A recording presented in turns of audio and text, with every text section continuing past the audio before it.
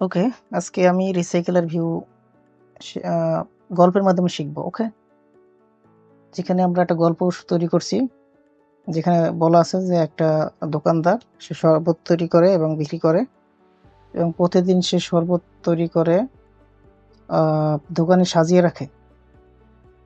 তো এই ক্ষেত্রে দোকানদার হচ্ছে অ্যাক্টিভিটি, কারণ সে হচ্ছে শরবত তৈরি করে। ওকে, এবং শরবত তৈরি করতে যা যা উপাদান লাগে সে সরবরাহ করে। এরপর হচ্ছে শরবত বানাতে যে উপাদানগুলো লাগবে সেগুলো হচ্ছে ডেটা ক্লাস। আর হচ্ছে এইগুলো নিয়ে যেখানে বসে শরবত বানানো হয়, যে জায়গায় বসে বানানো হবে সেটা হচ্ছে একটা অ্যাডাপ্টার ক্লাস। আর হচ্ছে এক একটা বোতল, শরবতের বোতল, সেটা হচ্ছে এক একটা আইটেম লেআউট। এখন এগুলো কোনটা কি, কখন, কোথায় ব্যবহার করা হবে, আমরা জাস্ট এই ঘটনা দেখে দেখে আমরা একটা রিসাইকেলের ভিউ তৈরি করব।